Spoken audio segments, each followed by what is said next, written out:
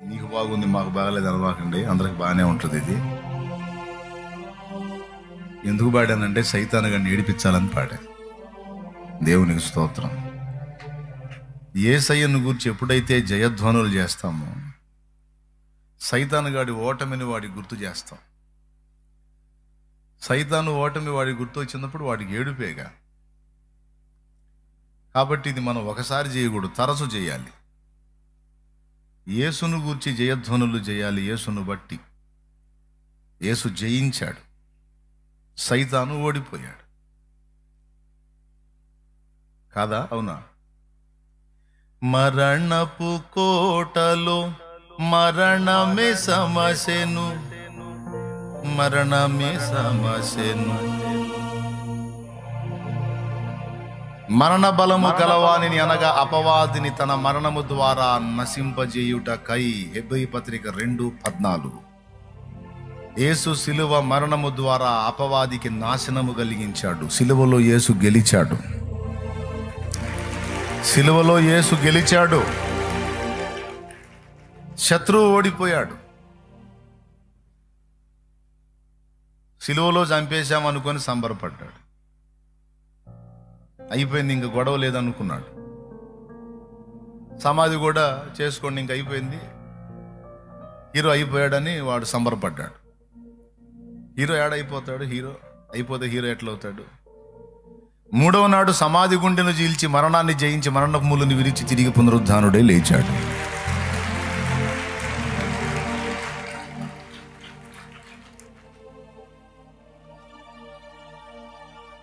ఇంకెక్కడ మరణం? మరణమా నీ ముళ్ళు ఎక్కడ? మరణమా నీ విజయం ఎక్కడ? అయిపోయాయి కదా, విరగొట్టేశాడు. నేను లేచినట్టే నా యందు విశ్వాసం ఉంచు వారిని అందరినీ లేపుతాను, వారందరికీ నిత్య జీవం ఇస్తానని వాగ్దానం చేశాడు. మొత్తాన్ని నిత్య నరకానికి ఈడ్చుకెళ్లాలని వాడు ఎంత సంబరపడ్డాడో, ఎన్ని పండగలు చేసుకున్నాడో వాడు. దరిద్ర పండగలు సైతాన్.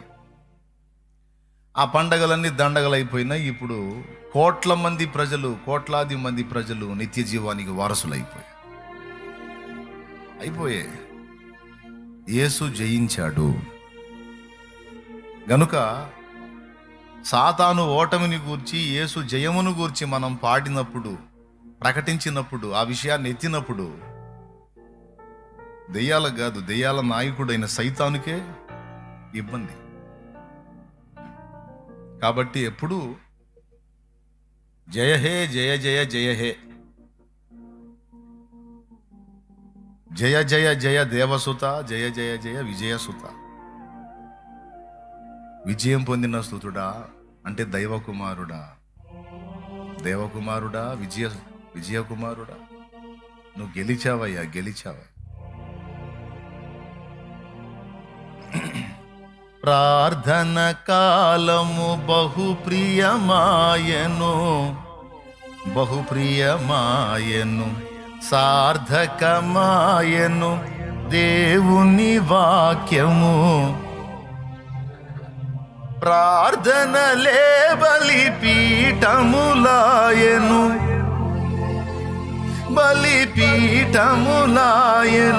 జయమని పాడెదను, నా విజయము పాడెదను. ఇదేంటి జయించింది దైవకుమారుడు కదా, నా విజయం అంటావు ఏంటంటే ఆయన గెలిచి నన్ను గెలిపించాడు. ఆయన గెలిచి ఆయన యందు విశ్వాసం ఉంచిన వారందరి గెలుపుకి ఆధారమయ్యాడు. టీం లీడర్ ఆయనే, స్తోత్రం. ఆయనే కొట్టాడు స్కోర్ అంతా. ఇంకేం, పెవిలియన్లో కూర్చున్న మనందరం ఇప్పుడు జయించిన వారి లిస్టులో చేర్చబడ్డాం. మనం పోరాడి ఏది గెలవలేకపోయామో దాన్ని దైవకుమారుడు గెలిచినందున ఆ విజయం అందరికీ, ఆయన యందు విశ్వాసం ఉంచిన వారందరికీ ఆపాదించాడు. అందుకే జయమునే పాడమన్నాడు. జయమని పాడెదను క్రీస్తునందు, నా విజయము పాడెదను. జయ హే, జయ హే, జయ హే, జయ హే.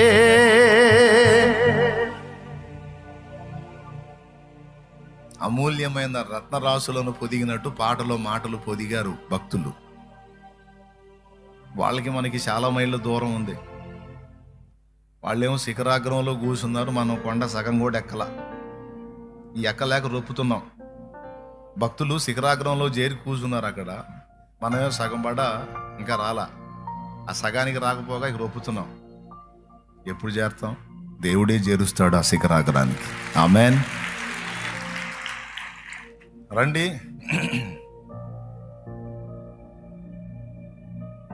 మీకు ఒక మాట చెప్తా, బైబిల్ ఎక్కడుందో తీయాలి, మీకు దమ్ముంటే సై. మరి క్రీస్తు శిలువ యందు తప్ప మరి దేని యందును నేను అతిశయింపకుందునని నిశ్చయించుకుంటుని అన్నాడు పౌలు. ఎక్కడన్నాడు?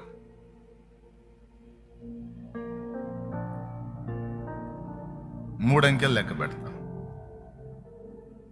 క్రీస్తు శిలువ యందు తప్ప మరి దేని యందును అతిశయింపకుందునని నిశ్చయించుకుంటుని అని పౌలు ఎక్కడన్నాడు? 1,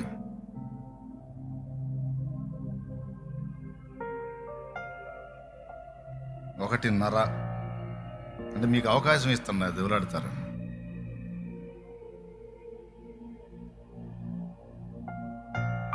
2 పెద్దగా.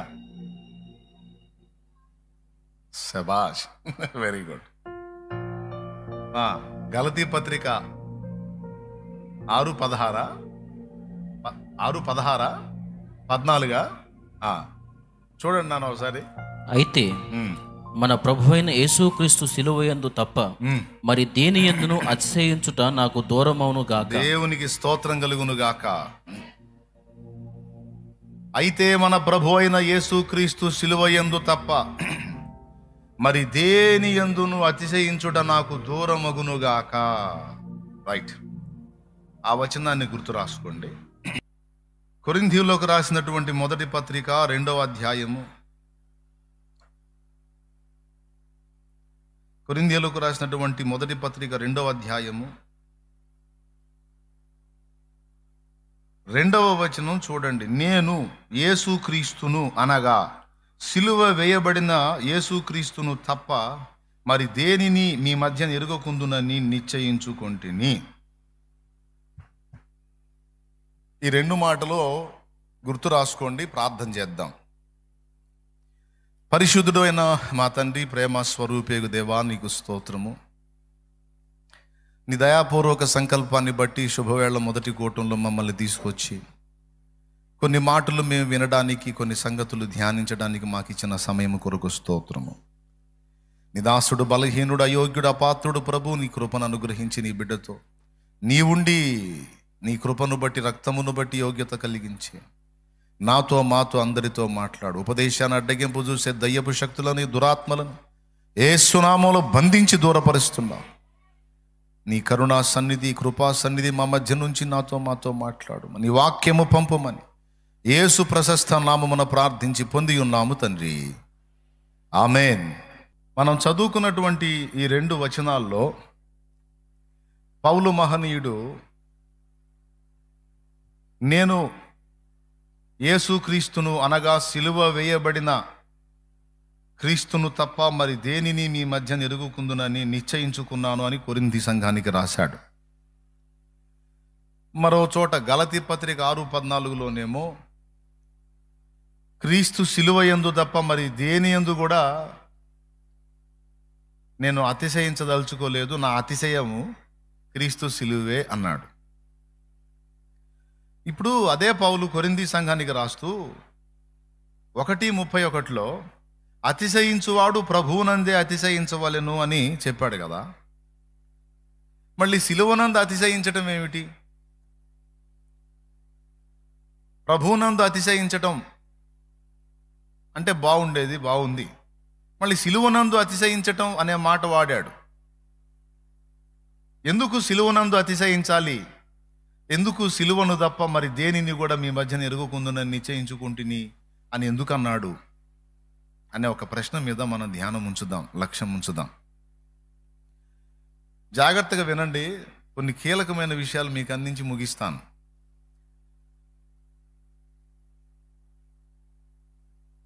యేసుక్రీస్తు సిలువ ప్రత్యేకమైనది.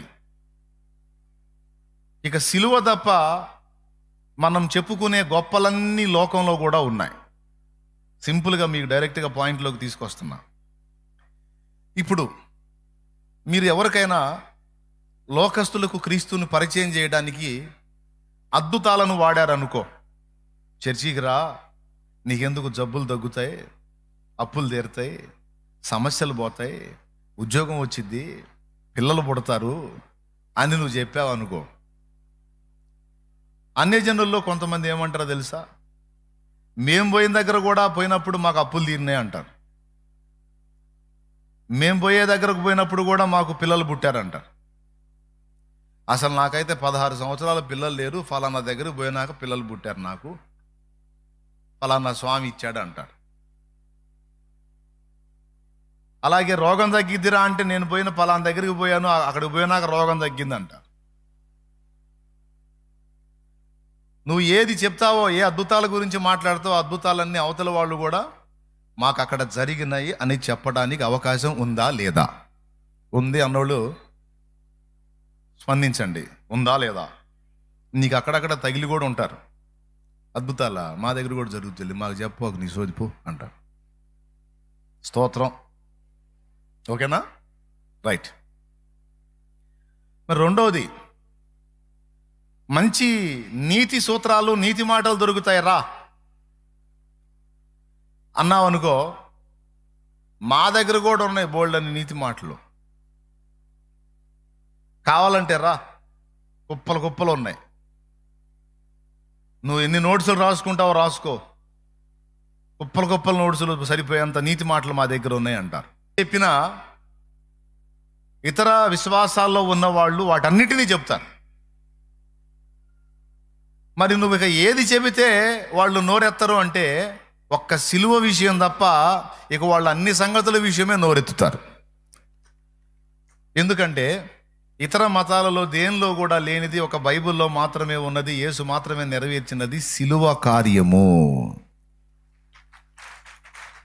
దేవునికి స్తోత్రం కలుగును గాక. ఏం లేదు, సిలువ లేదు.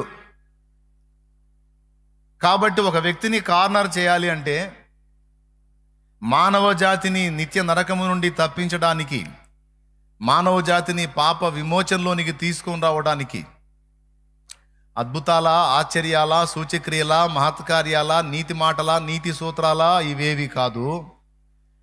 దేవుడే తనను తాను బలిగా అర్పించుకున్నటువంటి ఘట్టము సిలువలో జరిగింది. ఆ సిలువ మాత్రం ఇక దేనిలో లేదు. కొన్నింటిలో సిలువ సూచనగా కనబడినా వాళ్ళు దాన్ని గుర్తించే పొజిషన్లో లేరు. సిలువ స్పష్టముగా చెప్పబడింది పరిశుద్ధ బైబిల్ గ్రంథములో మాత్రమే. అందుకే పౌలు అన్నాడు, నేను మీ దగ్గరకు వచ్చినప్పుడు వాక్చాతుర్యముతో కానీ జ్ఞానాతిశయముతో కానీ వచ్చిన వాడను కాను. అంటే వాక్చాతుర్యం అంటే తీయని లాలన మాటలు, అలాగే లోక సంబంధమైన జ్ఞానం. కొంతమంది లోక సంబంధమైన జ్ఞానంలో మంచి అగ్రగణ్యులుగా ఉంటారు. వాళ్ళు ఏ సబ్జెక్టు గురించైనా అడుగు మాట్లాడతారు, ఏ విషయాన్ని గురించైనా అడుగు వాళ్ళు మాట్లాడతారు. అంటే అంత బాగా లోక జ్ఞానం ఉంటుంది. దాన్ని జ్ఞానాతిశయము అంటారు. వాళ్లకు కలిగినటువంటి జ్ఞానాన్ని బట్టి అతిశయపడతా ఉంటారు. నేను మీ దగ్గరకు వచ్చినప్పుడు నాకు తెలిసిన సబ్జెక్టులను మీ ముందు విశదపరచడానికి నా జ్ఞానము దాన్ని గూర్చి అతిశయపడటాన్ని నేను ట్రై చేయలే. ఎందుకంటే నా జ్ఞానాన్ని నేను చూపించుకున్నాను అనుకో, మీ దగ్గర కూడా నాకు మించిన జ్ఞానులు ఉంటారు, మా దగ్గర కూడా జ్ఞానం ఉందంటారు.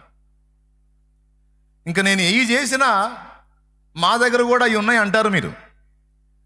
కాబట్టి మీకు సౌండ్ లేకుండా ఉండాలంటే నేను ఒకటి చేయాలి. అదేంటంటే, నేను యేసుక్రీస్తును, అనగా సిలువ వేయబడిన యేసుక్రీస్తును తప్ప మరి దేనిని మీ మధ్య ఎరుగుకుందునని నిశ్చయించుకుంటుని యేసుక్రీస్తుని, అదే సిలువ వేయబడిన క్రీస్తుని మీకు చూపించాలి. అదే అదొక్కటి ఎత్తామంటే ఇంక అవతలోడికి సౌండ్ ఉండదు. అద్భుతాలు చేయిస్తా మా యేసుప్రభు అంటే మా దేవుడు కూడా చేస్తాడు. జ్ఞానం నేర్పుతాడు మా యేసుప్రభు, మా దగ్గర కూడా జ్ఞానం నేర్పుతారు. బోల్డ్ అంత జ్ఞానం దా నేర్చుకుందు కానీ. నీతి సూత్రాలు దొరుకుతాయి, మా దగ్గర కూడా దొరుకుతాయి, మా దేవుడు కూడా నిలుపుతాడు మరి ఈయన పాపుల కొరకు సిలువలో ప్రాణం పెట్టి తిరిగి లేచాడంటే మా మనోడు చేయలేదుగా పని. ఇది మాత్రం మా దగ్గర లేదు. లేదు కదా, అందుకు రావాలి, ఇప్పుడు యేసు దగ్గరికి రావాలను అని పిలుస్తాం మనం.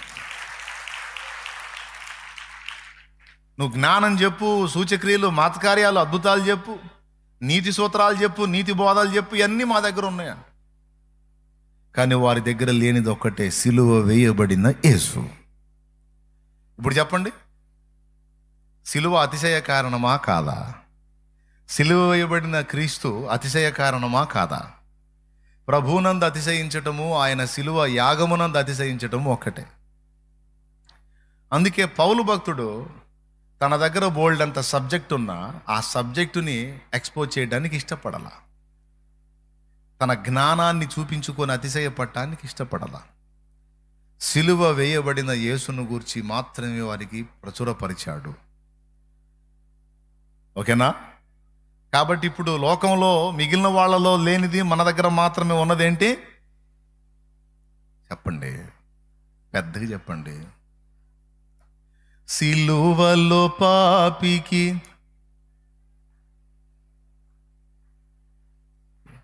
విడుదల కలిగిందా?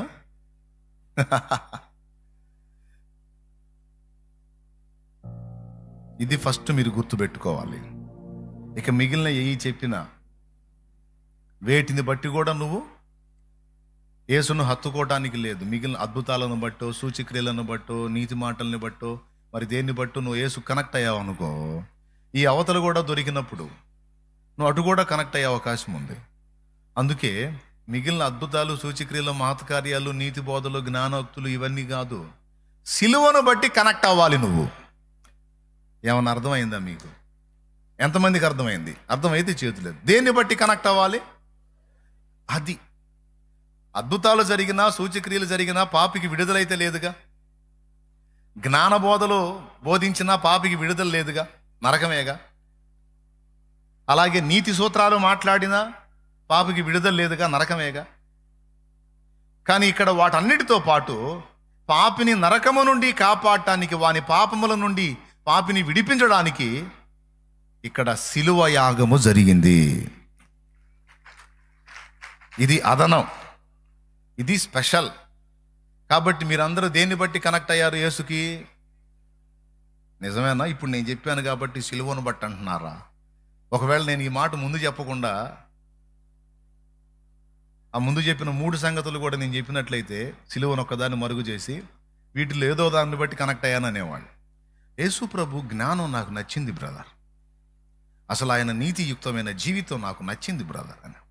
లేకపోతే నాకు అప్పుడు ఒక గడ్డ వచ్చుండే, ఆ గడ్డ పోయింది, ఆ తర్వాత నేను ప్రభువుని నమ్ముకున్నానని చెప్తుండేను. ఇప్పుడు నేను ముందే మ్యాటర్ వివరించా కదా, అందుకని సిలువ ఇవన్నీ కాదు కానీ సిలువ. దేవునికి స్తోత్రం కలుగును గాక. హల్లెలూయా. స్పష్టంగా రాసుకోండి మీ నోట్స్లో, నేను యేసు సిలువను బట్టి యేసు కనెక్ట్ అవ్వాలి నేను. ఎందుకంటే ఇది ఇంకా ఎక్కడా లేదు. ఎక్కడన్నా ఉంది అంటే అది యేసును గూర్చిన సమాచారమే. స్తోత్రం. ఖురాన్ షరీఫ్లో ఉంది.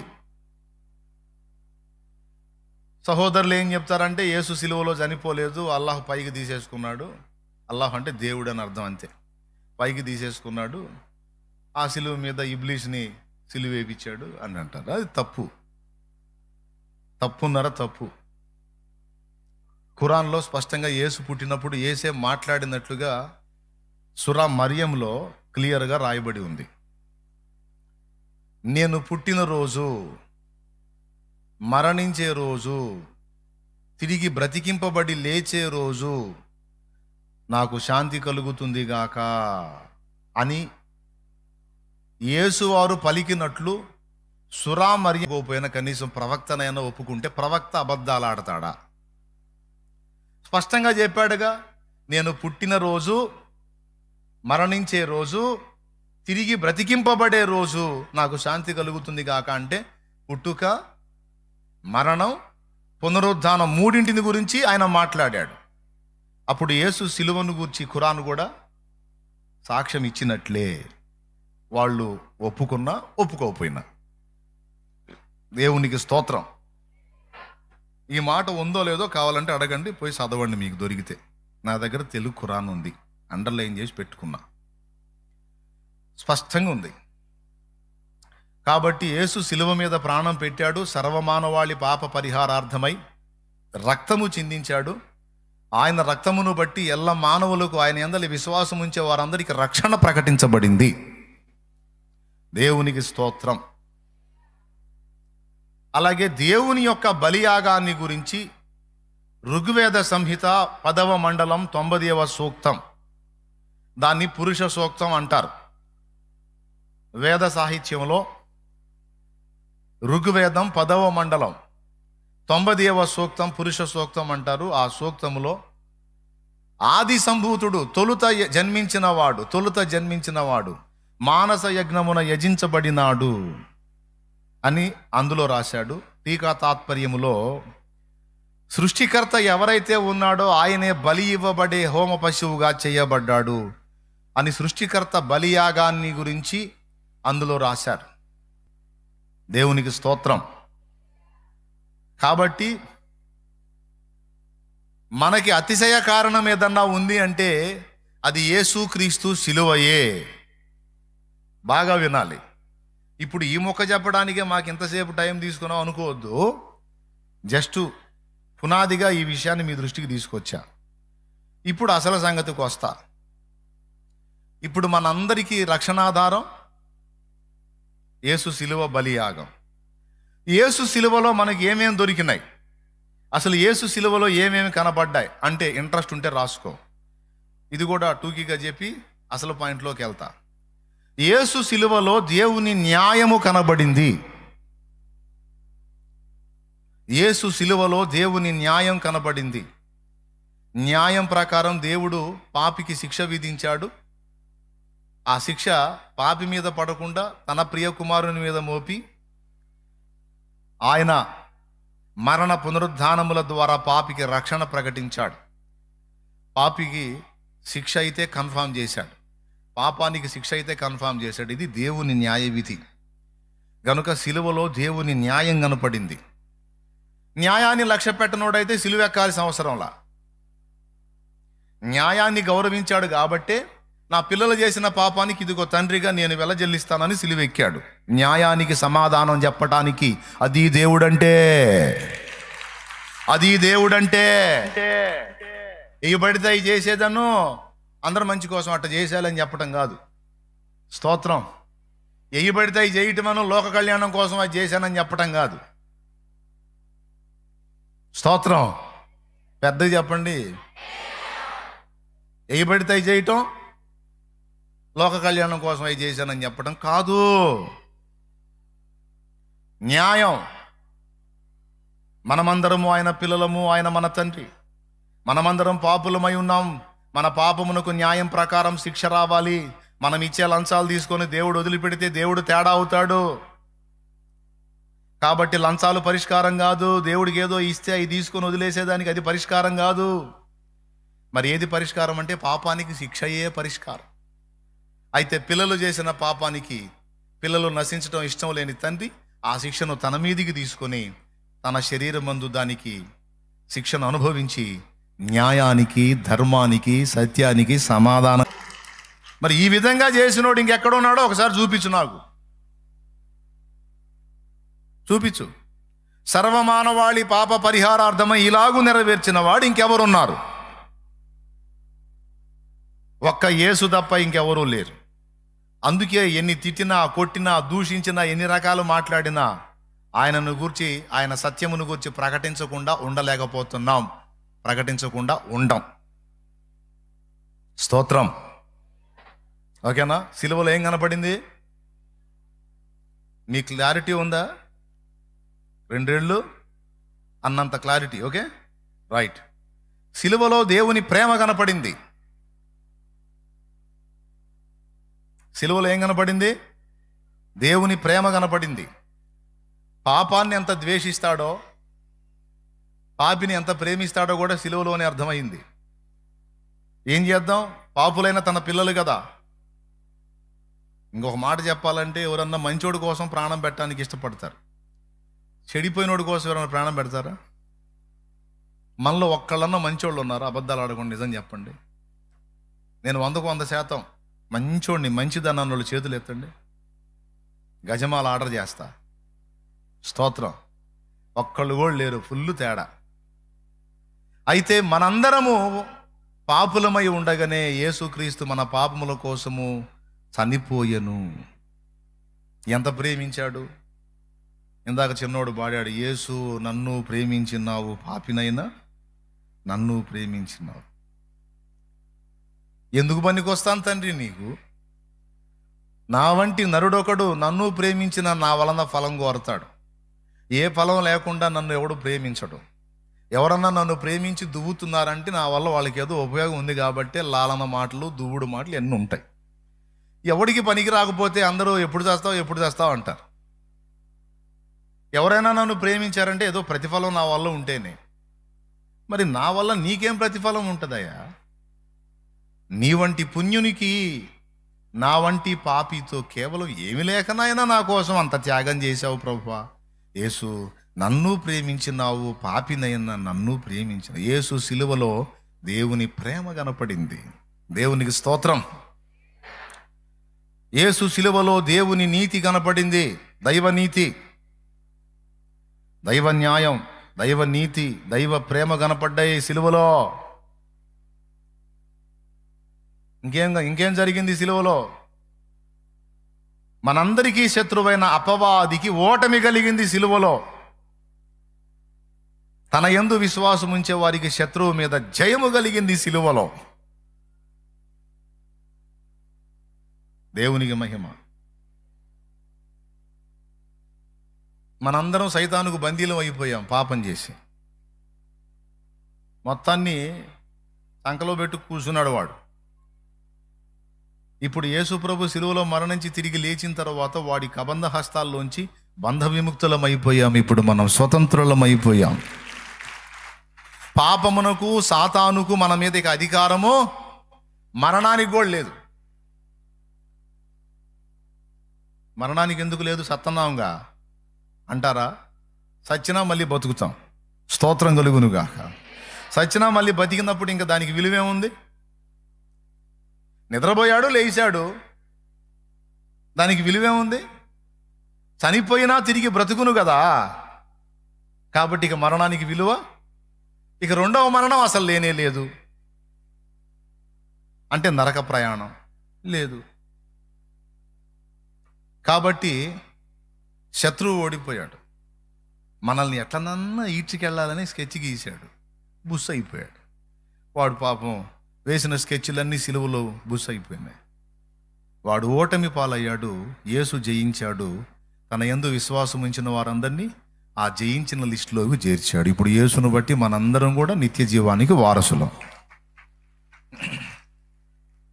శత్రువు ఓడిపోయాడు సిలువ విషయంలో. సిలువలో ఓకే, సిలువలో ఇంకేం దొరికింది మనకి? నిత్య జీవం లభించింది. సిలువలో ఏం జరిగింది? నిత్య నరకము తప్పించబడింది. రాసుకో, బోల్డన్ ఉన్నాయి సిలువలో. నిత్య జీవము లభించింది, నిత్య నరకము తప్పించబడింది. ఇంకేం దొరికింది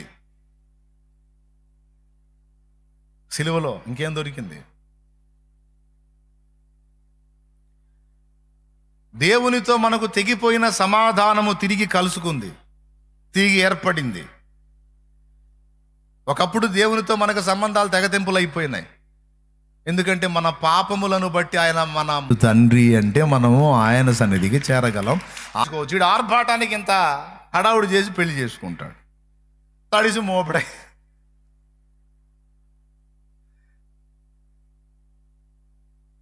ఇప్పుడు కొంతమంది బుద్ధిహీనత వల్ల చేసుకున్న అప్పుల వల్ల వచ్చిన శ్రమలు యేసు కోసం చేశారా? తమ కోసం తాము చేసుకున్నటువంటి సమస్యల విషయంలోనే తట్టుకోలేకపోతున్నారు. ఇంకా క్రీస్తు కోసం శ్రమ పడేది ఎక్కడా? అవునా? కానీ వాక్యం ఏం చెబుతుందో తెలుసా? అసలు క్రీస్తు నిమిత్తము శ్రమ పడే మనసును ఆయుధముగా ధరించుకోవాలని చెప్తుంది. టోటల్గా అవి నీ నిమిత్తం నువ్వు చేసుకునేవి కావచ్చు, లేకపోతే దేవుని నిమిత్తం కలిగినవి కావచ్చు. శ్రమలను అసహించుకొనుట కాదు, కానీ శ్రమలను సహించుట, శ్రమలకు సిద్ధపడుట, శ్రమలను భరించుట, శ్రమలలో సంపూర్ణ సిద్ధి పొందుట అనే వాక్య సత్యాన్ని ప్రతి ఒక్కరూ అంగీకరించాలి. దానికి తమ మనసును సిద్ధపరచుకోవాలి. వారే ఒరిజినల్ క్రైస్తవులు, వారే నిజ క్రైస్తవులు. కానీ ఎవరికి నచ్చిద్ది? అయ్యా నువ్వు శ్రమ పడాలయ్యా, శ్రమ పడే మనసును ఆయుధంగా ధరించుకోవాలండి. ఎప్పుడన్నా చూడు అగసాట్లు పడాలి, అగసాట్లు పడాలి, అగసాట్లు పడాలి, ఇదో ఎప్పుడు అగసాట్లే. అదే ఎవరైనా సరే, ఏమిటి నీకు సమస్య? అయితే వస్తుంది నీకు లక్కీ లాటరీ వస్తుంది, అయిపోతుంది, ఇక నీకు మామూలుగా ఉండదు అంటే చాలు, అబ్బో యేసయ్య స్తోత్రం నాయన హల్లెలూయా. నేను బాగా కనిపెట్టి చెబుతున్నా, జనాల సైకాలజీ ఎలా ఉందంటే, శ్రమలు లేవు నీకు, నువ్వు సుఖంగా ఉంటావు, ప్రశాంతంగా ఉంటావు, నువ్వు వర్ధిల్లుతావు, కుప్పలు కుప్పలు మేళ్ల మీద మేళ్లు కడతావు అంటే మామూలుగా ఉండట్లా, హాయిగా ఉంటుంది. నీకు శ్రమలు ఉన్నాయంటే గుండె జారిపోతుంది. శ్రమలు ఉన్నాయన్న సేవకుడు నచ్చట్లా. కానీ బైబిల్ చెప్పిన ప్రకారం వాస్తవం మాట్లాడితే మరి బైబిల్ అదే చెబుతుంది. క్రీస్తు నిమిత్తము శ్రమపడే మనసును ఆయుధముగా ధరించుకోవాలి. ప్రతిదినము తన్ను తాను ఉపేక్షించుకోవాలంటే ఏంటో తెలుసా? తన సొంతానికి, తన స్వీయతకు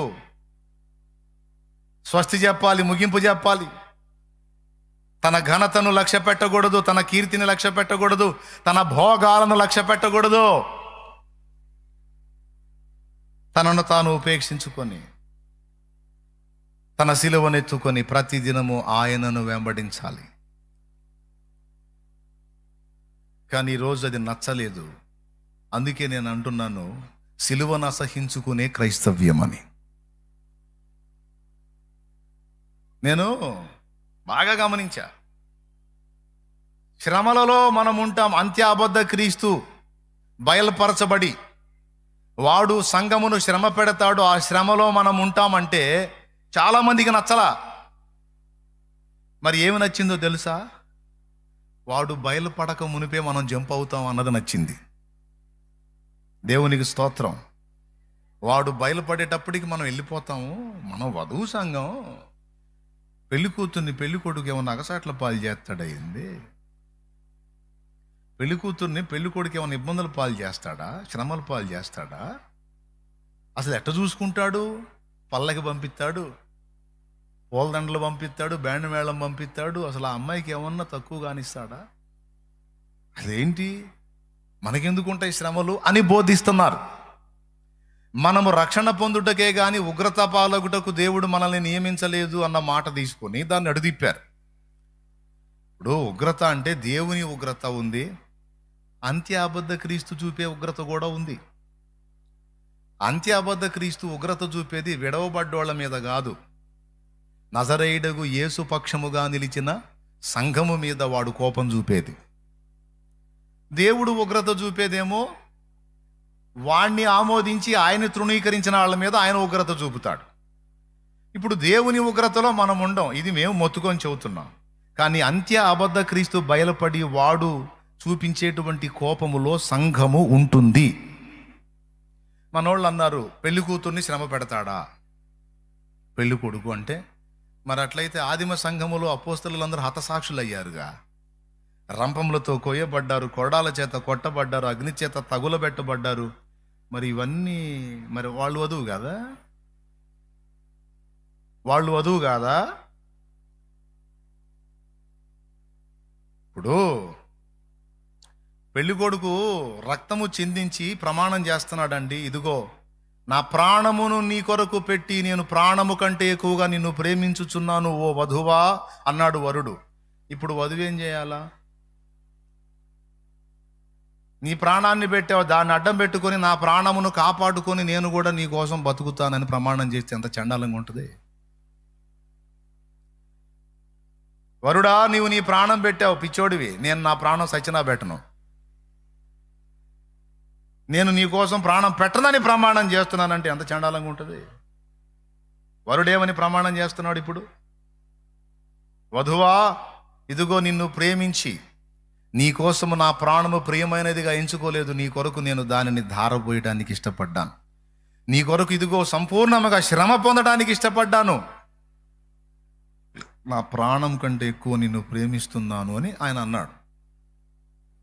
ఇప్పుడు ఈ అమ్మాయి కూడా ఏమనాలి? పెళ్లి ప్రమాణాలు ఎంతమంది చూస్తారు? తెగ చూస్తారు కదండి కూర్చొని. అబ్బాయి ఏమని ప్రమాణం చేస్తాడో అమ్మాయి కూడా అదే ప్రమాణం చేసి, నేను నిన్నే ప్రేమించి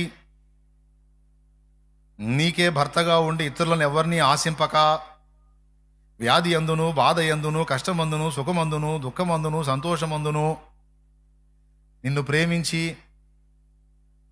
అన్ని విషయాల్లో నిన్ను జాగ్రత్తగా కాపాడుకుంటానని, ఈ జీవితకాల పర్యంతము నీకు నమ్మకంగా ఉండి నీతోనే కాపురము చేయుదునని ప్రమాణాలు చేస్తారుగా. ఇప్పుడు ఈయన ఏం చేశాడో ఆమె కూడా అదే చేయాలి కదా. ఆమె ఏం చేసిద్ది? నిన్ను నా భర్తనుగా స్వీకరించి నిన్ను గాక మరి ఇతరులు ఎవరిని కూడా నేను ఆశింపక, వ్యాధి అందును, బాధ ఎందును, కష్టమందును, సుఖమందును, దుఃఖమందును, సంతోషమందును నీకు నమ్మకంగా ఉండి ఈ జీవితకాల పర్యంతము నీతోనే కాపురము చేయుదనని నేను కూడా ప్రమాణం చేస్తున్నానని ఆమె కూడా ఏం చేసిద్ది? ప్రమాణమా ప్రమాణమా? ప్రమాణం చేసిద్ది. ఆమె ప్రమాణం చేసిద్ది, ఆయన ప్రమాణం. ఇద్దరి ప్రమాణం ఒకటేగా, చెప్పలేమండి. మరి ఇప్పుడు పెండ్లి కుమారుడు ప్రమాణం చేస్తున్నాడు, ఓ నా ప్రియ వధువా, ఇదిగో నేను నిన్ను నా ప్రాణము కంటే ఎక్కువగా ప్రేమిస్తున్నాను, నీ కోసం నా ప్రాణమునే ధారపోశాను అని పెండ్లి కుమారుడు అన్నప్పుడు పెండ్లి కూతురు ఏమనాలి? ఓ నా వరుడా, నా ప్రియమైన వరుడా, ఇదిగో నేను నిన్ను ప్రేమించి నీ కొరకు నేను సహా నా ప్రాణమును పెట్టనిష్టపడుచున్నాను,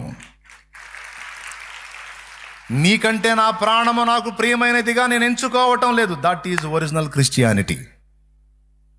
దేవునికి స్తోత్రం కలుగునుగాక. అది నిజమైన క్రైస్తవ్యం. ప్రభువా, నేను నిన్ను ప్రేమించి నా ప్రాణమును నాకు ప్రియమైనదిగా ఎంచుకోవటం లేదు. ఏ బాధలైనా, ఇరుకులైనా, ఇబ్బందులైనా, కష్టాలైనా, నష్టాలైనా, మరణమే ఎదురైనా నిన్ను మాత్రం వదిలే ప్రసక్తి లేదు. నీ కోసం చచ్చిపోతా అవసరమైతే, వెనకడుగు వేసే ప్రసక్తే లేదు అని సంఘం కూడా నిరూపించుకోవాలిగా. ఆ నిరూపించుకునే ఛాన్స్ మరి ఆయన ఇవ్వద్దు. ఎట్లా వచ్చింది ఆ ఛాన్సు? విలన్ లైన్లోకి వస్తే వచ్చింది. అది మేము చెబుతుంది. దానికి లేఖనాధారాలు కూడా చూపిస్తున్నాం చాలా స్పష్టంగా. ఒకే ఒక వచనం, ప్రకటన గ్రంథము 20వ అధ్యాయం ఒకసారి తీసుకోండి. ప్రకటన గ్రంథము 20వ అధ్యాయము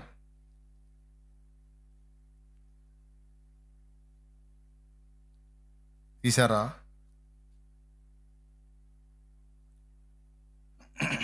4వ వచనం నుంచి చదువు. అంతటా సింహాసనములను చూచితిని, వాటి మీద ఆసనులై యుండు వారికి విమర్శ చేయుటకు అధికారం ఇయ్యబడెను. మరియు క్రూర మృగమునకైనను దాని ప్రతిమకైనను నమస్కారము చేయక, తమ నొసల యందు గాని చేతుల యందు గాని దాని ముద్ర వేయించుకొనని వారిని యేసు విషయమై తామిచ్చిన సాక్ష్యము నిమిత్తమును దేవుని వాక్యము నిమిత్తమును శిరచ్ఛేదనము చేయబడిన వారి ఆత్మలను చూచితిని. ఒక్కసారి ఆగండి. ఇప్పుడు ఆ క్రూర మృగముకైనను దాని ప్రతిమకైనను నమస్కారము చెయ్యక, తమ నొసళ్ళ యందు గాని చేతుల యందు గాని దాని ముద్ర వేయించుకొనని వారిని, అంటే ముద్ర లైన్లోకి వచ్చినప్పుడు, ఆ క్రూర మృగం లైన్లోకి వచ్చినప్పుడు వీళ్ళు భూమి మీద ఉన్నారా, వెళ్ళిపోయారా? తెలివైన వాళ్ళు, మైండ్ బాగా పనిచేసిన వాళ్ళు ఒకరు పెద్ద సౌండ్తో చెప్పండి, భూమి మీద ఉన్నారా, వెళ్ళిపోయారా? భూమి మీదే ఉన్నారన్న అన్నోళ్ళు చేతులు ఎత్తండి. ఇంతమందికి మైండ్ చక్కగా పనిచేస్తుంది, మరి వాళ్ళకి ఎందుకు పని చేయట్లేదో నాకు అర్థం కావట్లా. ఇష్టం లేదు. శ్రమ మనం క్రీస్తు కోసం అవసరమైతే ప్రాణము కూడా ప్రియమైనదిగా ఎంచుకోకుండా మనం సిద్ధపడాలి అనే మాట ఇష్టం లేదు. యేసు అంటే చచ్చిపోయాడు పిచ్చోడు కాబట్టి నేను ఎందుకు చేస్తాను? అవసరమైతే వదిలేసి ముద్రైన వేయించుకుంటా, నాకు మాత్రం చావటం ఇష్టం లేదు అనేది దరిద్రపు క్రైస్తవ్యం ఒకటి బయలుదేరింది ఇప్పుడు. నచ్చట్లా. కానీ నేను చెబుతున్నా, రేపు ఘోరంగా దెబ్బతింటారు. నేను చెప్తున్నా, ఇప్పుడు నన్ను ఎగతాళి చేసే ప్రతి ఒక్కడు రేపు ముద్ర వేయించుకుంటాడు కన్ఫామ్గా, ఖచ్చితంగా. ఇప్పటికే చాలా జరుగుతున్నాయి, ఇంకా ఎక్కువ అవుతాయి, ఇంకా జరుగుతాయి. కొన్ని సంవత్సరాలు ఓపిక పట్టండి. మనకు ఆయుష్కాలం దేవుడు ఇచ్చి ఉంటే ఒక 35-40 సంవత్సరాలు జస్ట్ దేవుడు మనకు అవకాశం ఇస్తే. కొంతమంది నేడో రేపో ఇయ్యాలో రేపో వస్తాడు యేసుప్రభు అని, ఏం రాడు. దేవునికి స్తోత్రం. బోల్డ్ అంత పని ఉంది, ఇంకా జరగాల్సింది, బోల్డ్ అని నెరవేరాల్సిన కార్యాలు ఉన్నాయి. అవి నెరవేరినాకే వస్తాడు. అయితే ఎక్కువ సంవత్సరాలు అయితే లేవు, కొన్ని సంవత్సరాల కాలం మాత్రం పట్టిద్ది. అయితే ఒకటి మాత్రం కన్ఫామ్, శత్రువుని మనం ఎదుర్కోవటానికి ఇప్పటి నుండే సిద్ధపడి ఉండాలి. ఇది సత్యవాక్యం. ఎందుకంటే ఇక్కడ స్పష్టంగా చెప్పాడు, ఆ క్రూర మృగము లైన్లోకి వచ్చిద్ది, ముద్రను కూడా అమలు చేసిద్ది. ఆ క్రూర మృగం ప్రతిమకు నమస్కారము చేయక వాడి ముద్ర తమ నొసళ్ళ యందు వేయించుకొనక ఉన్నవాళ్ళు, యేసుక్రీస్తుని గురించి సాక్ష్యం ఇచ్చిన వాళ్ళు, అలా సాక్ష్యం ఇచ్చినందుకు శిరచ్ఛేదం చేయబడిన వాళ్ళ ఆత్మలను చూశానని చెప్పాడు. వాళ్ళు భూమి మీదే ఉన్నారు. వాళ్ళు ఎవరండి? వాళ్ళు ఎవరు? సంఘం కాదా? సంఘమా కాదా? పెద్దగా చెప్పండి. ఇప్పుడు ఏందండి వీళ్ళు మనం ఉండం అని చెబుతారు. మనకు శ్రమలు ఉండవు. మనకి సిలువను అసహించుకునే క్రైస్తవ్యం బోధిస్తున్నారు ఏందండి? నాకు అర్థం కావట్లేదు. సిలువకు సిద్ధపరచాల్సింది పోగొట్టి మనకు సిలువ ఉండదని సిలువ అంటేనే అదురుకొని సచ్చేటట్టు నేర్పిస్తున్నారు ఏంది? నాకు అర్థం కావట్లా. ముందు అయ్యగారులకే భయం. దేవునికి స్తోత్రం. ముందు అయ్యగారులకే భయం సిలువ అంటే. అది వచ్చిన చిక్కు. అది జీర్ణంగా ఆటల్లా. ఇప్పుడు షాలేం రాజు అంటే చాలా మందికి అభిమానమే, ఈ పాయింట్ దగ్గర నచ్చట్లా. ఆ ఒక్క చోటే, ఆ ఒక్కటి కూడా లేకుండా అందరితో పాటు నలుగురిలో నతనీయాలంటే గొడవ ఉండదు అని నన్ను అందరితో పాటు అనిపించాలని చూస్తున్నారు. సచ్చినా అన్ను నేను. మొత్తం లోకమంతా ఒకటైనా సరే నేను పట్టుకున్న ఈ విషయాన్ని మాత్రం సంఘానికి బోధించక ఉండను. మిగిలిన వాళ్ళు వదిలేసేయండి. నన్ను ప్రేమించి నన్ను ఫాలో అవుతున్న బిడ్డలనైనా సిద్ధపరచుకుంటాగా, వాళ్ళకైనా ఇది బోధిస్తా. సిలువను అసహించుకునే వాళ్ళు అసహించుకొని, నా బిడ్డలారా మీరైతే సిలువకు సిద్ధమవ్వండి. ఇప్పుడు సిలువ మోయటానికి ఇష్టపడండి. అంటే ఏంటో తెలుసా? ఒక్కటే మాట, ప్రభువా నీ నిమిత్తము నా ప్రాణం కూడా నాకు ప్రియమైనదిగా నేను ఎంచుకోవటల్లా. నన్ను ప్రేమించి నా కోసం బలయ్యా, అవసరమైతే నీ కోసం బలవుతా ప్రభువా, నిన్ను మాత్రం వదలను. ఇలాంటి తత్వాన్ని మనం సాధన చేయాలి. ఇంకా వచనం చూపిస్తా. వచనం లేకుండా మాట్లాడను, చూపిస్తా ఇంకో వచనం. ఇంకొక మాట చెప్తా. వీళ్ళు సంఘమే అనడానికి మీకు సాక్ష్యం చూపిస్తా. వీళ్ళందరట మొదటి పునరుద్ధానములో లేచారట. ఆ పైన ఆ కింద చదువు, జస్ట్ అక్కడే. వారు బ్రతికిన వారు. పునరుద్ధానాలు ఎన్నండి? సార్వత్రిక పునరుద్ధానాలు 2. ఇక్కడ మొదటి పునరుద్ధానం అన్నాడంటే తర్వాతది రెండవ పునరుద్ధానం. ఉన్నది 2 పునరుద్ధానాలే, 14 లేవు. పిచ్చి పిచ్చిగా బోధిస్తున్నారు. 2 పునరుద్ధానాలు, సార్వత్రిక పునరుద్ధానాలు. 1 సంఘము, 2 దేవుణ్ణి తృణీకరించిన దుర్మార్గుల పునరుద్ధానం. ఒక పునరుద్ధానంలో లేచిన పరిశుద్ధులు ఏమయ్యారో చూడండి ఇక్కడ చదువు. వారు బ్రతికిన వారు 1000 సంవత్సరములు క్రీస్తుతో కూడా రాజ్యము చేసిరి. ఆ 1000 సంవత్సరములు గడుచు వరకు కడమ మృతులు బ్రతుకలేదు. ఇది ఏ మొదటి పునరుద్ధానం. అద్దుగో, ఓకేనా? మొదటి పునరుద్ధానంలో వీళ్ళు ఉన్నారు. ఇప్పుడు సంఘం వెళ్ళిపోయిందనుకో. సంఘం అంటే ఏంటండి? భూమి మీద బతికున్న విశ్వాసులు, చచ్చిపోయి సమాధుల్లో ఉంచబడిన విశ్వాసులు, వాళ్ళు వీళ్ళు మొత్తం కలిసేగా సంఘం. నీకు దండం పెడతా.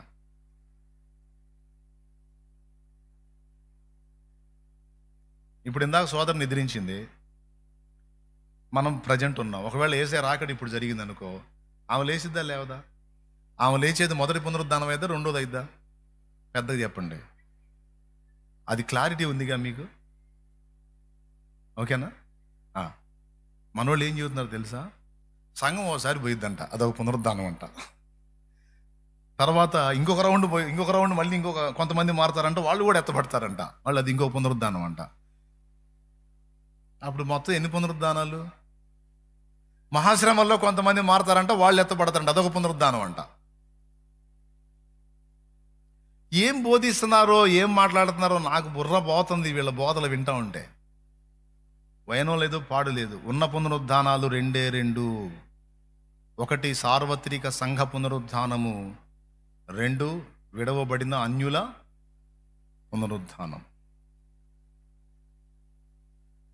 వాళ్ళెందుకు లేపబడతారు? అన్యులో ధవళ సింహాసన తీర్పుకు లేపబడతారు, నిత్య శిక్షణ పొందడానికి లేపబడతారు. మరి మనం ఎందుకు లేపబడతాం? క్రీస్తుతో కూడా 1000 ఏళ్ళు రాజ్యం చేయడానికి, తర్వాత యుగయుగాలు నిత్యము ఆయనతో కలిసి పాలించడానికి మనం లేపబడతాం. ఇక్కడ స్పష్టంగా చెప్పాడు. మొదటి పునరుద్ధానంలో ఎవరున్నారట?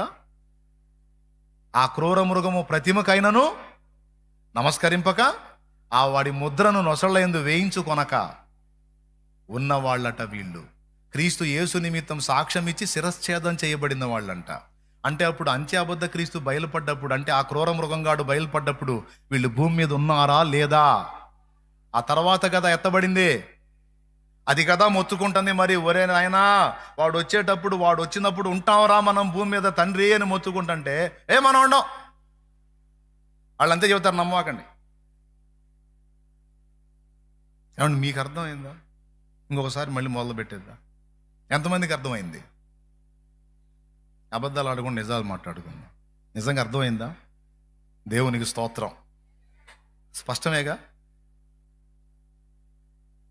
క్రూర మృగం వస్తే కదండి నమస్కారం చేయకుండా వాళ్ళు ఆగేది.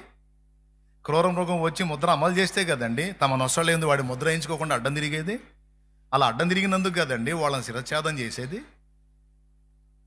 వాడేమంటాడు? నేనే క్రీస్తుని అంటాడు.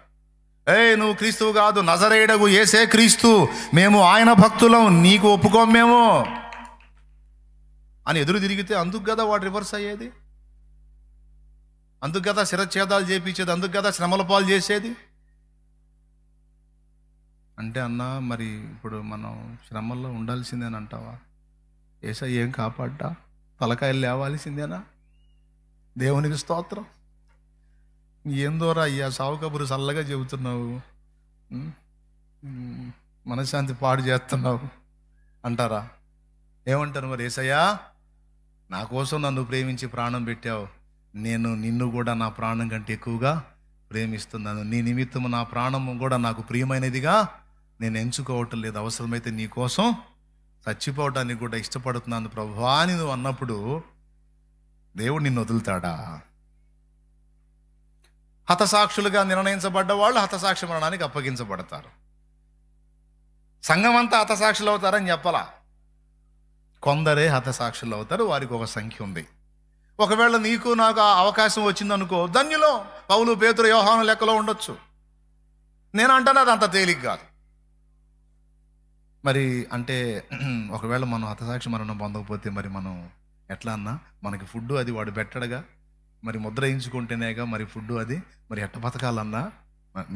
ఇంకొక సమస్య, ఇది ఒక దడ నేను చెబుతున్నాను. అప్పుడు మన దేవుడు ఏలియా దేవుడిగా ప్రత్యక్షమయ్యి నిన్ను పోషించుకుంటాడు,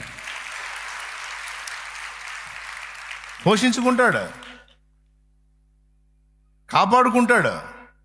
వాడు అబద్ధికుడు, అబద్ధానికి జనకుడైన వాడు, అన్ని పనులు చేసినప్పుడు సత్య సంబంధి అయిన వాడు, సర్వశక్తుడు, సృష్టికర్త అయిన వాడు మనల్ని బతికించుకోలేడా? శోధన కాలమున నేనును నిన్ను కాపాడేదనని ప్రకటన గ్రంథంలో వాగ్దానం చేశాడు. తప్పకుండా కాపాడుతాడు. మీకు ఇంకొక రెఫరెన్స్ చూపిస్తా. ప్రకటన గ్రంథం 7వ అధ్యాయం తీసుకోండి. నేను చెప్పేది నా సొంత మాటల్లో చెప్పట్లా, ఏదో కథలు చెప్పట్లా, రిఫరెన్స్ చూపించి స్పష్టంగా వివరించి మాట్లాడుతున్నాను. మరి ఈ వచనానికి అర్థం ఏందో చెప్పండి. ప్రకటన 20 నేను చూపించిన వచనానికి మీనింగ్ ఏంది? మరి అప్పటికి సంఘం వెళ్ళిపోయిందని బోధిస్తున్నారు. ఎట్లా వెళ్ళిపోయింది? మరి వీళ్ళెవరు?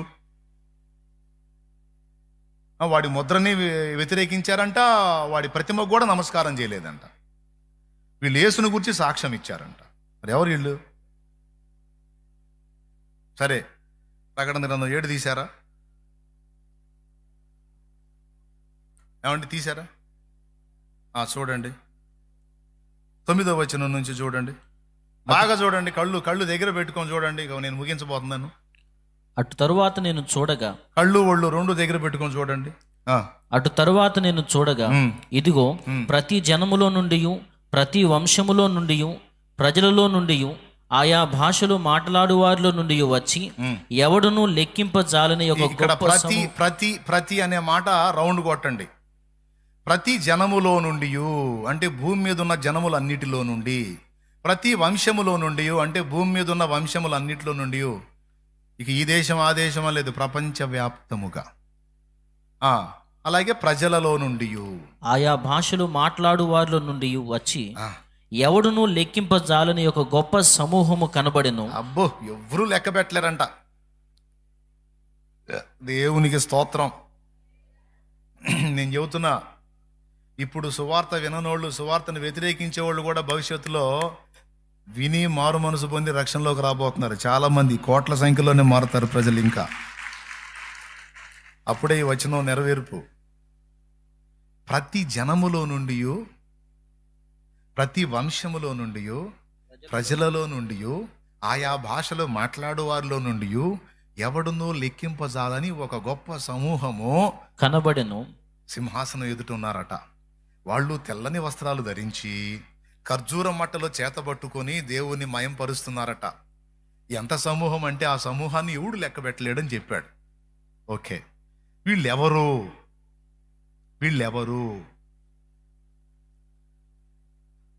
చూడండి 13వ వచనం చదువు. పెద్దలలో ఒకడు, తెల్లని వస్త్రములు ధరించుకొని ఉన్న వీరెవరు, ఎక్కడి నుండి వచ్చిరని నన్ను అడిగాను. అందుకు నేను, అయ్యా నీకే తెలియననగా అతడు ఇలాగు నాతో చెప్పాను, వీరు మహాశ్రమల నుండి వచ్చిన వారు. అద్దుగో, ఎంత స్పష్టంగా ఉందో చూడు. వీళ్ళు ఎక్కడి నుంచి వచ్చారు? మహాశ్రమలో. శ్రమలకు ముందు వచ్చిన వాళ్ళు అన్నాడా? శ్రమల నుండి వచ్చిన వాళ్ళు అన్నాడా? మీకు దండం పెడతా, సౌండ్ పెంచండి. శ్రమల నుండి అంటే అర్థం ఏంటి? ఏమండి, చెరువులోకి దిగితేనే ఆ చెరువు నుండి బయటకు రమ్ము అంటాం. చెరువులో దిక్కపోతే చెరువు నుండి బయటకు రానే పదానికి అర్థం లేదుగా. మరి మహాశ్రమల నుండి వచ్చిన వాళ్ళు అంటే అర్థం ఏంటి? ఆ శ్రమలను అనుభవించి వచ్చిన వాళ్ళని అర్థం. అప్పుడు సంఘం మరి ఎవడో లెక్కింపజాలని ఈ గొప్ప సమూహం, ఎవడో లెక్కింపజాలని ఈ గొప్ప సమూహం ఏమనుభవించి వచ్చారో? మహాశ్రమలు అనుభవించి వచ్చారట, అందులో నుంచి వచ్చారట. ఇప్పుడు చెప్పండి, మరి వీళ్ళెవరు? ఈ తెల్లని వస్త్రాలు కట్టుకున్న వాళ్ళు ఎవరండి వీళ్ళు? కింద చదివితే అర్థమైంది, వారు గొర్రెపిల్ల రక్తములో తమ వస్త్రములు తెలుపు చేసుకున్న వాళ్ళట. ఎన్నో వచనాలు ఎందుకండి, మైండ్ సరిగ్గా పనిచేస్తే ఈ 2 వచనాలు చాలు. దేవునికి స్తోత్రం కలుగునుగా. మహాశ్రమల నుండి వచ్చిన వారు అంటే శ్రమలు ఫేస్ చేస్తాం. వాడొచ్చి సంఘాన్ని ఇబ్బంది పెట్టేటువంటి ఘట్టం ఉంటుంది. వీళ్ళ తెలివి తక్కువ వాదం నాకు అర్థం కావట్లేదు. ఇప్పుడు ఏ రాజైనా వాడిని ప్రేమించే బిడ్డల్ని శ్రమ పెడతాడా? ఏ రాజైనా? లేకపోతే వాడిని ద్వేషించే వాళ్ళని శ్రమ పెడతాడా? పెద్దగా చెప్పండి, ఇంకోసారి చెప్పండి. అవునా? అంత్యాబద్ధ క్రీస్తు వచ్చంట విడవబడ్డ వాళ్ళందరికీ ముద్ర ఎత్తాడంట. ఏం తెలివో నాకు అర్థం కావట్లా. వాళ్ళకి ఎందుకండి ముద్ర? విడవబడ్డ వాళ్ళని శ్రమ పెడతాడంట. వాళ్ళకి ఎందుకండి శ్రమ? నాకు అర్థం కాదు. ఎవరిని సపోర్ట్ చేశారు వాళ్ళు? వాడినే సపోర్ట్ చేశారు. వాడిని సపోర్ట్ చేసిన వాళ్ళు వాడు ఇబ్బంది పెట్టడం ఏంటి? వాడిని వ్యతిరేకించే వాళ్ళని కదా వాడు ఇబ్బంది పెట్టాలి. వాళ్ళు భూమి మీదే ఉన్నారు కదా, వాళ్ళతో కదా వాడికి యుద్ధం, వాళ్ళు కదా పరిశుద్ధులు. ఆ క్రూర మృగము ఆ పరిశుద్ధులతో యుద్ధము చేయను, వారిని జయింపను, వానికి అధికారము ఎంతకాలం ఇయ్యబడింది. అది కూడా చూడు, ప్రకటన గ్రంథం 13వ అధ్యాయం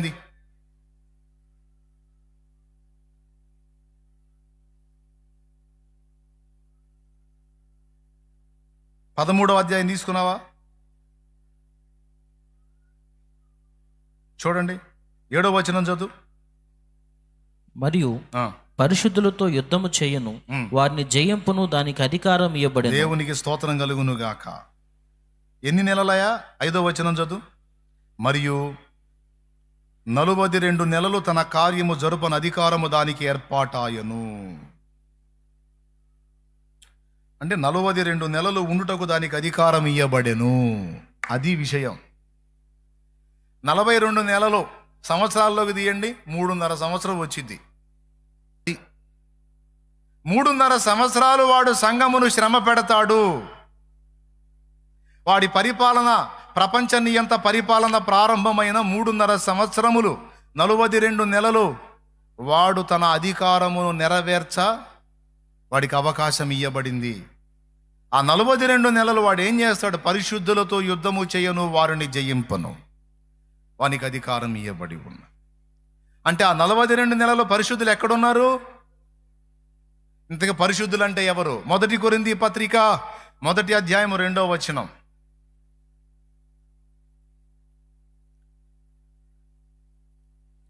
పరిశుద్ధులు ఎవరు?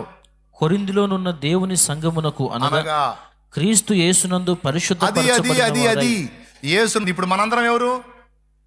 ఎట్లా పరిశుద్ధులు? మనం మంచి పిల్లలం కాబట్టి పరిశుద్ధులం. యేసయ్య రక్తమును బట్టి మనం పరిశుద్ధులం.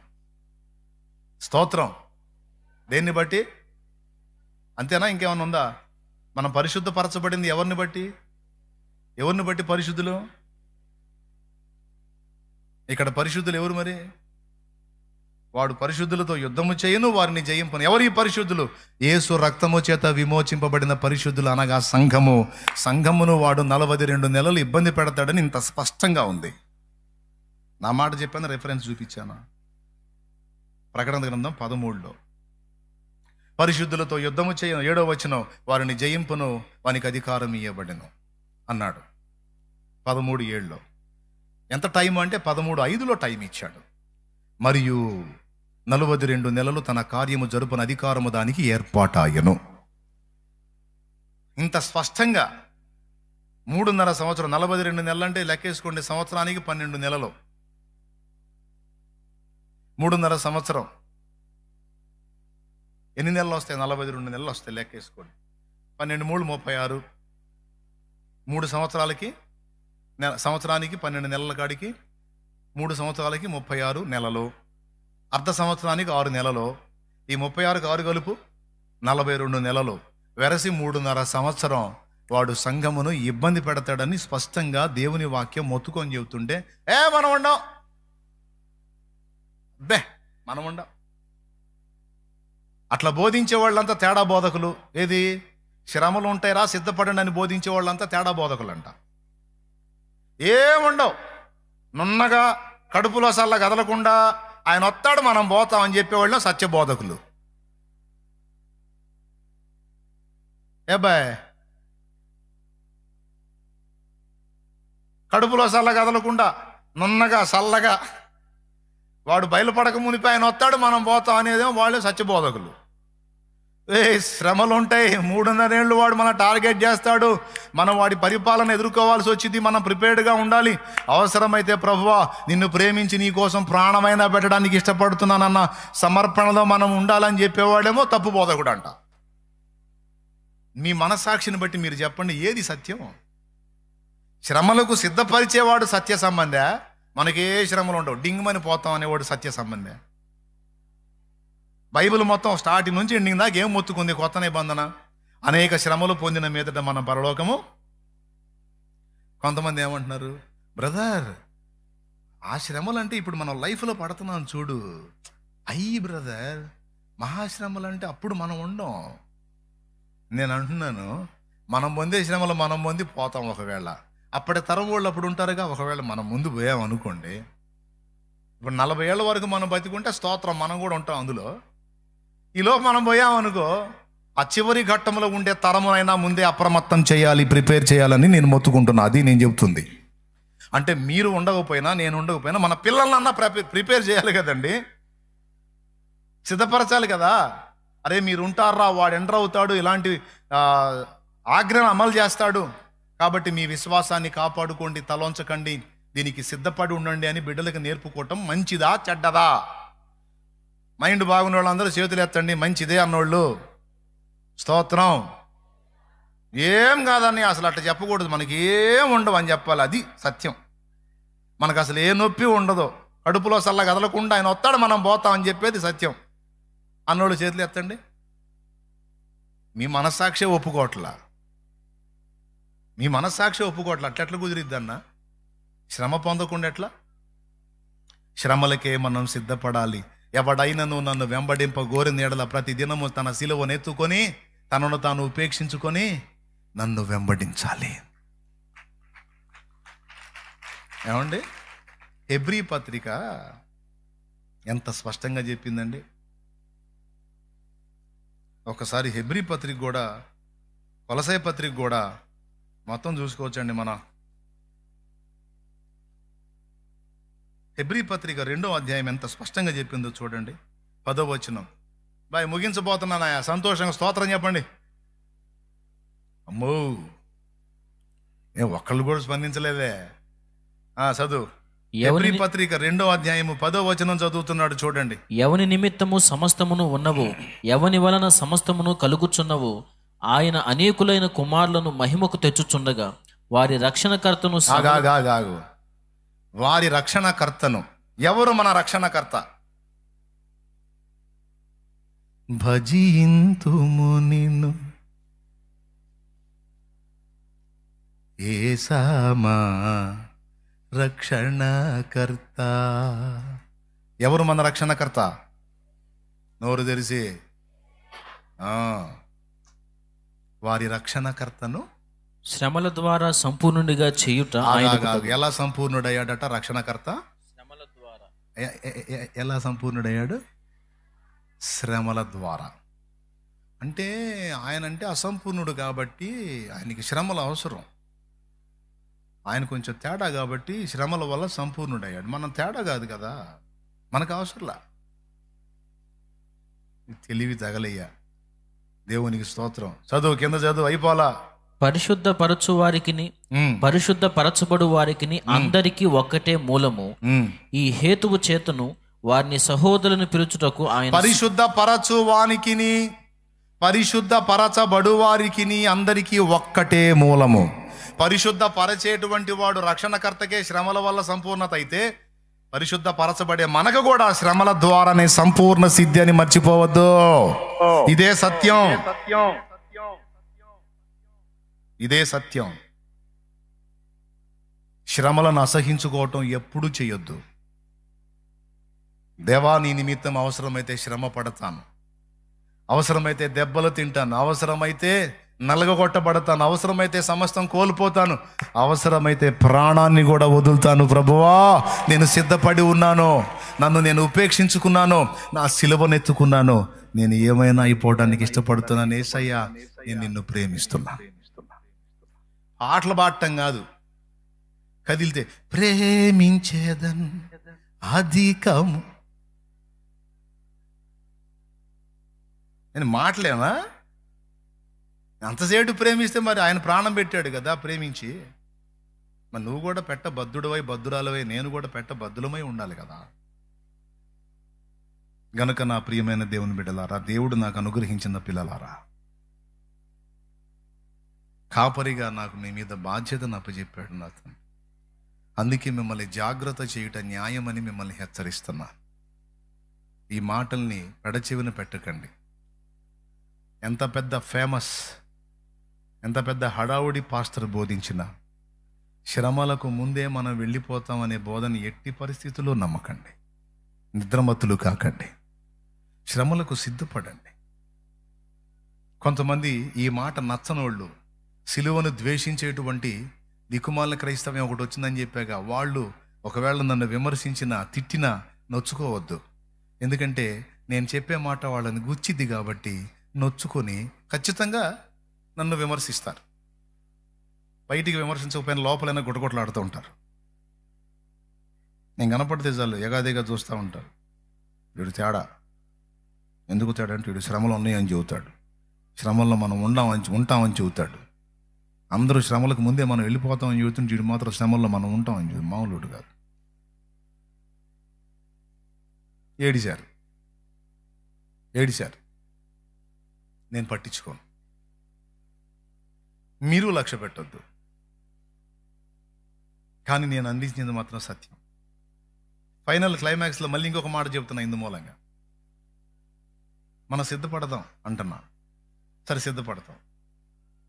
నిజంగా ఫైనల్ క్లైమాక్స్లో శ్రమలు లేవు, ఉండకుండా ఏమి ఉండదో కన్ఫామ్గా రిఫరెన్సులు చూపించా ఉంటాయి. ఒకవేళ వాళ్ళు చెప్పినట్టే లేవు అనుకో, మనకేమన్నా నష్టమా చెప్పండి? కానీ వాళ్ళ కర్మగాలి నేను చెప్పిందే నిజమై, మనం చెప్పిందే నిజమై, వాళ్ళు చెప్పింది అబద్ధమై, వాళ్ళు లేవు అనుకున్న శ్రమలు ఉన్నాయి అనుకో, అప్పుడు ఏం చేస్తారు? నేను చెప్పనా? క్యూ కడతారు ముద్రకి. ఎందుకు? సిద్ధపడలేదు కాబట్టి, ప్రిపేర్ అవ్వలేదు కాబట్టి క్యూ కడతారు ముద్రకి. అప్పుడు ఎవరు నష్టపోతారు? ఏ బోధ విన్నోళ్ళు నష్టపోతారు? షాలేము రాజన్న శ్రమలకు ప్రిపేర్ చేశాడు. ఇది మాకు నష్టం కలిగించే బోధ కాదు, మాకు మేలు కలిగించే బోధ. ఉంటే ఫేస్ చేస్తాం, లేకపోతే వెళ్ళిపోతాం. కానీ శ్రమలు లేవని బోధించబడుతుంది మీకు. అది డేంజర్ బోధ. కర్మగాలి రేపు ఉన్నాయి అనుకో, కర్మగాలి కాదు, వాక్యం నెరవేరి ఉంటాయి. రేపు అందులోకి వచ్చిన తర్వాత మీ విశ్వాసం బ్లాస్ట్ అయింది, భ్రష్టులు అవుతారు, జాగ్రత్త అని వార్నింగ్ ఇవ్వండి. వింటే విన్నారు, లేకపోతే వాళ్ళ కర్మ. ఓకే? మనమైతే సిలువను ద్వేషించే క్రైస్తవులంగా ఉండొద్దు, సిలువను ప్రేమించే క్రైస్తవులంగా ఉండాలి. ఎందుకో చెప్తా. జస్ట్ ఇందాక ఒక పాట పాడు. ఎందుకో చెప్తా అంటే మళ్ళీ ఎంత ప్రసంగం అనుకోవాకండి. జస్ట్ ఒక్క లైన్ ఆ పాటే పాడతా.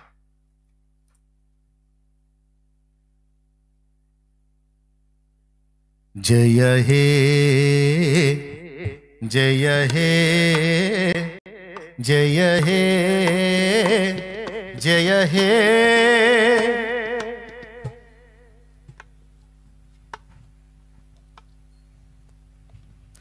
శోధనలో ప్రభు సన్నిధి దొరికెను, సన్నిధి దొరికెను. వేదనలే రణ భూమిగా మారెను, భూమిగా మారెను. శోధన బాధలు బలమును గూర్చెను, శోధన బాధలు బలమును గూర్చెను. జయమని పాడెదను, నా విజయము పాడెదను, జయమని పాడెదను, నా విజయము పాడెదను. జయ హే జయ హే జయ హే జయ హే జయ జయ దేవసుత, జయ జయ విజయ సుధ. ఇప్పుడు పాడాను కదా, ఏమర్థమైంది? శోధనలో ప్రభు సన్నిధి దొరికెను. శద్రకు మేషకు అబేద్నెగోలు అగ్నిలో పడక ముందు ప్రభు సన్నిధి దొరికిందా, పడ్డాక దొరికిందా? పెద్దగా చెప్పండి. అది శోధన, శ్రమ అనేది మనల్ని ఆయన యొద్దకు తరుముకొస్తుంది. దోణి మీద తుఫాన్ లేచి బాధకు మునుపు యేసుప్రభు నిద్రపోతున్నాడు, వాళ్ళందరూ మీటింగ్ వేసుకున్నారు. ఎప్పుడైతే అలలు లేచి కొట్టినాయో, తుఫాన్ రేగిందో, ప్రభువా ప్రభువా మేము నశించిపోతాం, వచ్చి యేసయ్య దగ్గర పడ్డారు. ఆ తుఫాన్లు ఏం చేసుకొచ్చినాయి? వాళ్ళని తరుముకొని యేసు దగ్గరకు వచ్చి పడేటట్టు చేసినాయి. అందుకే భక్తులు పాడారు, శోధనలో ప్రభు సన్నిధి దొరికెను. వేదనలే రణభూమిగా మారెను, శోధన బాధలు బలమును గూర్చెను, శోధన బాధలు బలమును గూర్చెను, జయమని ప్రియులారా, నీకు తెలీదు, శ్రమలే మనకు దేవుని సన్నిధిని దగ్గర చేస్తాయి. శ్రమలే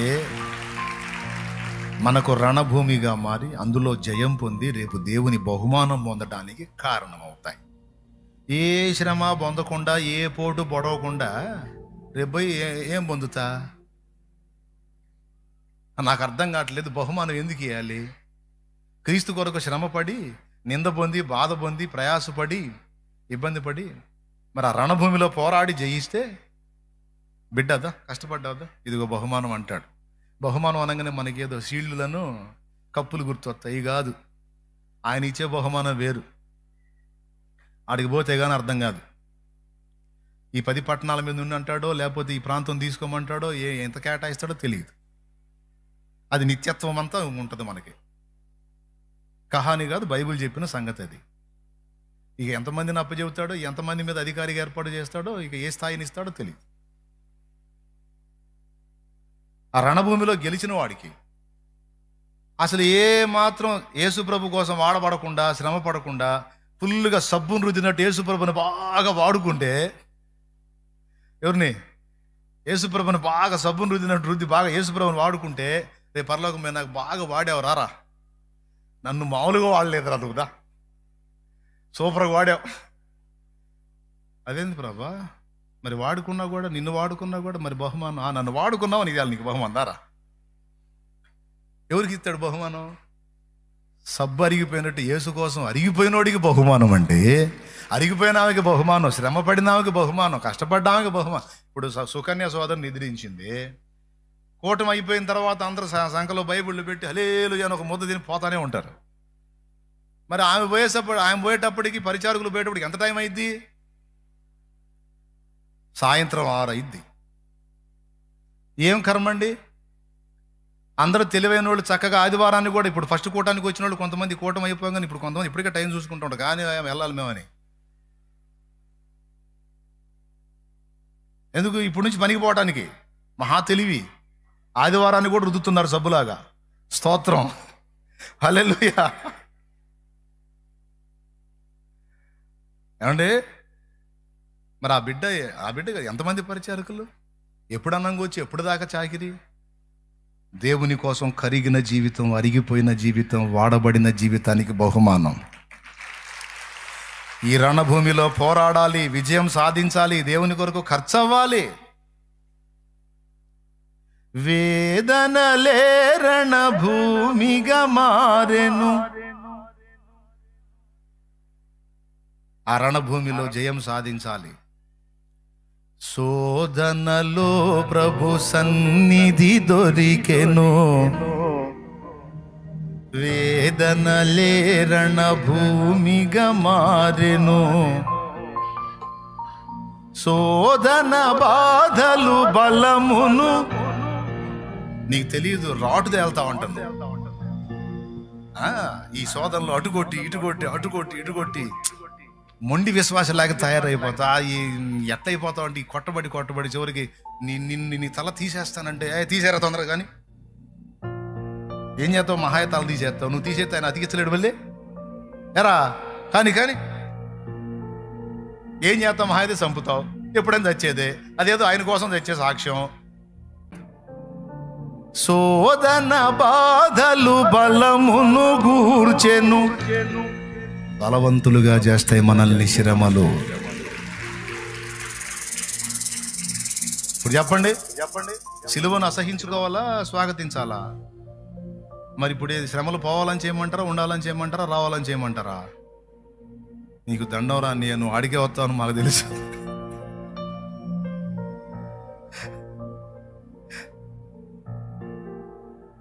ఏమండి, నువ్వు సహించగలిగినందుకంటే ఎక్కువ నిన్ను శోధింపబడనీయడం రాస్తుందండి.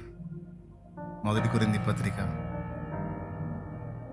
10వ అధ్యాయం 12వ వచనం 13వ వచనంలో, ఏం భయపడద్దు, శ్రమలను అనుమతించే దేవుడు ఎంతవరకు ఉంచాలో ఉంచుతాడు, ఎప్పుడు తీసేయాలో తీసేస్తాడు. మళ్ళీ నీకు బలం చేకూర్చాలన్నప్పుడు మళ్ళీ కొన్నిటిని, మళ్ళీ నిన్ను దగ్గరికి రప్పించుకొని ఆయన సన్నిధి నీకు ప్రత్యక్షపరచాలన్నప్పుడు మళ్ళీ ఒక అగ్నిగుండం ప్రత్యక్షమైంది. ఏం ప్రాబ్లం లేదు. కాబట్టి ఇప్పుడు సిలువను అసహించుకుందామా, సిలువను ప్రేమిద్దామా, సిలువను స్వాగతిద్దామా? సిలువ అంటే ఆ సిలువ అనుకునేరు, ఏది ఎక్కడ ఆ సిలువ కాదు, శ్రమలు, క్రీస్తు నిమిత్తమైన శ్రమలు. స్వాగతిద్దామా, తిరస్కరిద్దామా? ఏ స్థాయిలో స్వాగతిద్దాం? నన్ను ప్రేమించి నాకై ప్రాణం పెట్టిన నా ప్రియ ప్రభువా, నిన్ను ప్రేమించే అవసరమైతే నీ కోసం ప్రాణం వదిలేస్తా, నిన్ను మాత్రం వదలా, నా తండ్రి నిన్ను వదలను ప్రభువా, నిన్ను వదలను. లే గజాలే.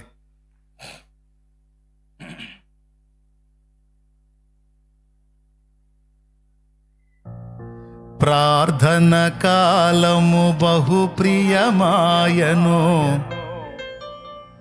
అసలు మనకు ప్రార్థన భారం ఎప్పుడు వచ్చింది? సమృద్ధిగా అగసాట్లు ఉన్నప్పుడు. దేవునికి స్తోత్రం. ఫస్ట్ చరణం పాడుకొని, టైం అయిపోయింది, 9:30 అయింది. ఫస్ట్ చరణం పాడుకొని వెళ్ళిపోతాం. మీకు ప్రకటన గ్రంథంలోని అంశాలు మాట్లాడాను, సిలువలో ఏం దొరికినాయో మాట్లాడాను. మిగిలిన మతాల్లో లేనిది యేసు ప్రభు బైబిల్లో ఉన్నది మాత్రం ఏందంటే సిలువేనని సాక్షి. 3 సంగతులు మీతో పంచుకున్నాను స్పష్టంగా. ప్రార్థన. అందరి తలలోంచి కళ్ళు మేయండి. నిజంగా పాట పాడి అలిసిపోయారు బిడ్డల పాపం. ప్రార్థన. స్తోత్రములు స్తోత్రములు స్తోత్రములు స్తోత్రములు తండ్రి, నీకు వందనాలు, స్తుతులు, స్తోత్రాలు ప్రభువా. ఈ పునరుత్థానపు వేళ, ఈ మొదటి ఆరాధనలో నాతో మాతో మా అందరితో మీరు మాట్లాడారు తండ్రి. నీకు స్తోత్రాలు, వందనాలు, కృతజ్ఞతలయ్యా. మేము వేటి యందు అతిశయం కలిగి ఉండాలో, దేనిని బట్టి అతిశయించాలో అద్భుతమైన రీతిలో మీరు మాతో మాట్లాడినందుకు కొరకు మీకు స్తోత్రాలు ప్రభువా. అద్భుతాలను బట్టి కాదు, జ్ఞానాన్ని బట్టి కాదు, ఐశ్వర్యాన్ని బట్టి కాదు, నిన్ను బట్టి, నీ సిలువను బట్టి మేము అతిశయించేటట్లుగా సహాయం దయచేయండి అయ్యా. ఈరోజు సిలువలో ఏవేవి దొరుకుతున్నవో, ఏవేవి కనబడుతున్నవో నా తండ్రి స్పష్టంగా మీరు మాట్లాడారు. నీకు వందనాలు నాయన. సిలువలో ఉన్న సకల ఆశీర్వాదాలు మేము పొందుకోవడానికి సహాయం దయచేయండి నా దేవా. నీవు భూమి మీద ఉన్నప్పుడు ఏ విధంగా శ్రమ పడ్డావో, ఆ విధంగానే ఈ లోకంలో ఉన్న మేము కూడా ఆ సిలువను మోసుకుంటూ విజయ పదంలో కొనసాగడానికి సహాయం దయచేయండి. శ్రమల వేదనల మధ్యలో నాయన సిలువ జెండా పట్టుకొని జయ పతాకంతో నాయన విజయోత్సాహాలతో ముందుకు కొనసాగడానికి సహాయం దయచేయండి అయ్యా. రానున్న దినాల్లో నా తండ్రి సాతాను శ్రమల మధ్యలో నీ కొరకు నా తండ్రి నమ్మకమైన సాక్షుల వలె శ్రమల సుడిగుండాల మధ్యలో విశ్వాసాన్ని కాపాడుకొని నమ్మకంగా నీ కొరకు బ్రతకడానికి మా అందరికీ కృప దయచేయండి నాయన. ఇప్పుడు జీవితంలో ఎదుర్కొంటున్న శ్రమలు, ఇక ముందు ఎదుర్కోబోతున్న శ్రమలు, అంతమ వరకు ఎదుర్కోబోతున్న శ్రమల మధ్యలో నా దేవా నీవు మాకు జయాన్ని ప్రసాదించండి అయ్యా. విశ్వాసాన్ని కాపాడుకోవడానికి సహాయం దయచేయండి అయ్యా. శ్రమలే మాకు బలాన్ని చేకూరుస్తున్నాయని, శ్రమల మధ్యలో నీ సన్నిధి మాకు దొరుకుతుందని నా తండ్రి మీరు మాట్లాడినందుకు కొరకు నీకు స్తోత్రాలు నాయన. ఆ రాకడలో నాయన ఆ ఘోర శ్రమలలో ఎవరు కూడా విడవబడకుండా అందరూ శ్రమలకు సిద్ధపడడానికి సహాయం దయచేయండి తండ్రి. నీకే వందనాలు నాయన, నీకే స్తోత్రాలు ప్రభువా. ఇంతవరకు వాక్యం అందించిన మీ దాసుని మీ ఏడంతల ఆత్మచేత నింపి అభిషేకించండి. 2వ ఆరాధన కూడా నీ నామానికి మహిమకరంగా జరిగించండి. అలాగే నా తండ్రి మొదటి ఆరాధనకు చేరి వచ్చిన ప్రతి ఒక్కరిని పేరు పేరున దీవించి ఆశీర్వదించండి నాయన. వారు ఎదుర్కొంటున్న శోధనల మధ్యలో జయాన్ని కలిగించు. నీ నామానికి మహిమ, ఘనత, ప్రభావాలను తెచ్చుకోమని యేసు నామంలో అడిగి ప్రార్థించి వేడుకుంటున్నాము తండ్రి. మన తండ్రి అయిన దేవుని ప్రేమ, ఆయన ప్రియ కుమారుడును లోకరక్షకుడునైన యేసుక్రీస్తు వారి దీవమైన కృప, పరిశుద్ధాత్మ దేవుని యొక్క అన్యోన్య నిత్య సహాయ సహవాస సమాధానములు సమకూడిన మనకు సకల పరిశుద్ధులకు సార్వత్రిక సంఘం అంతటికి సదాకాలము తోడై ఉండి నిత్యంతంలో చేరు పర్యంతము నడిపించును గాక.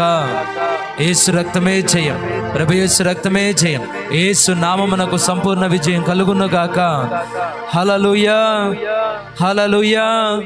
అందరం చెప్తాం 2 చేతులెత్తి హల్లెలూయా, హల్లెలూయా. ముగించబడింది. మీ అందరికీ